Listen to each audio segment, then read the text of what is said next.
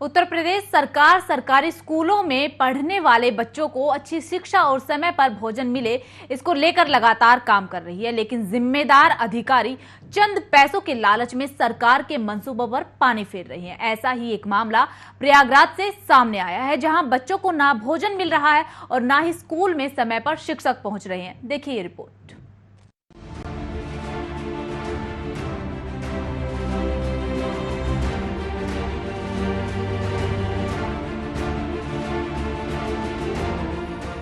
ये है प्रयागराज जिले के विकास खंड सैदाबाद के गुलचपा का प्राथमिक विद्यालय, जो इन दिनों चर्चा में बना हुआ है। इन मासूम बच्चों को जरा गौर से देखिए।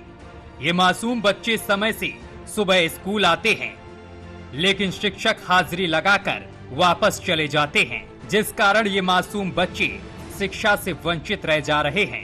इतना ही नहीं, बच्चों को यहाँ पर पिछली 2 तारीख से मिड डे मील भी नहीं दिया गया है।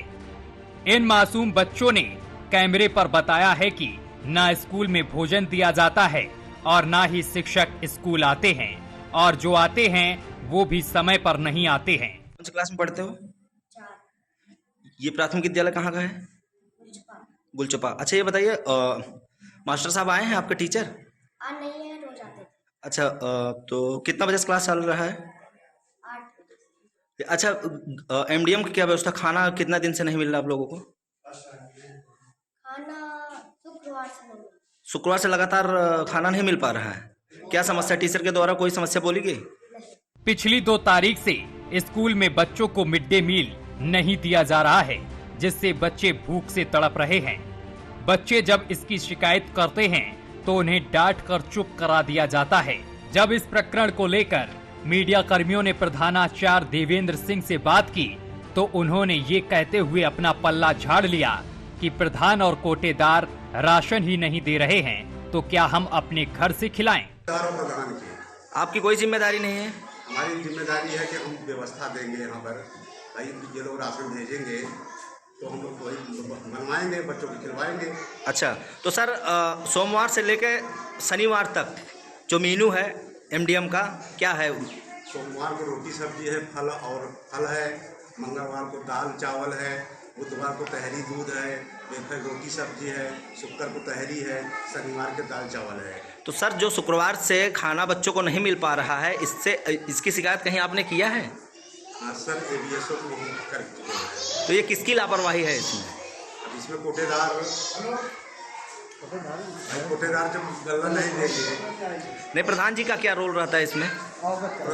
प्रधान जी का भी काम है, ये दोनों लोग व्यवस्था करें, हम यहाँ पर बनवा के खिलवाएं बच्चों को। देखिए, हमारे हेड सर हैं देवेंद्र सिंह जी हैं। ये जो है भोजन के लिए 2 तारीख से भोजन हमारे यहाँ नहीं बन रहा है। इसमें इन्होंने कोटेदार को सूचना से मतलब फ़ोन द्वारा इनसे बात किया था, तो उन्होंने कहा कि राशन उपलब्ध नहीं है, इसीलिए भोजन नहीं बन रहा है। फिर इन्होंने प्रधान को सूचना दिया। प्रधान और कोटेदार का कुछ आपस में विवाद हुआ है, ये हम लोगों को पता है। उसके थ्रू भोजन नहीं बन रहा है। और जब से हमारे पूर्व प्रधान थे, हमारे यहाँ सारी फैसिलिटीज बिल्कुल सही चल रही थी, और जब से नए प्रधान जी हमारे आए हैं, तब से ये हुआ है कि बच्चों को फल और दूध नहीं मिल रहा है। जब मीडिया कर्मियों ने प्रधानपति से मामले को लेकर सवाल पूछा, तो प्रधानपति गुलाब गौतम आग बबूला हो गए और पत्रकारों से अभद्रता करते हुए कानून का पाठ पढ़ाने लगे।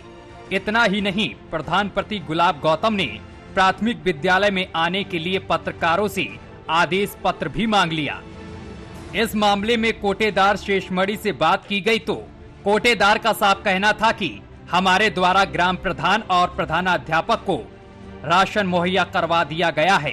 एक तरफ उत्तर प्रदेश सरकार शिक्षा व्यवस्था को लेकर करोड़ों के फंड जारी कर रही है, तो वहीं भ्रष्ट ग्राम प्रधान, साथ में कहलवाने वाले प्रधानपति और भ्रष्ट कोटेदारों, शिक्षकों की वजह से बच्चों का भविष्य दांव पर लगा हुआ है।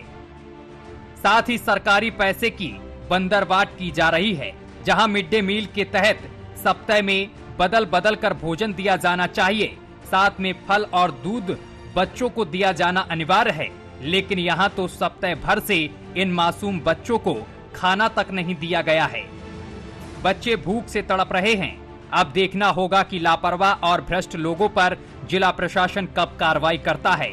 न्यूज वॉच इंडिया के लिए प्रयागराज से इरफान की रिपोर्ट।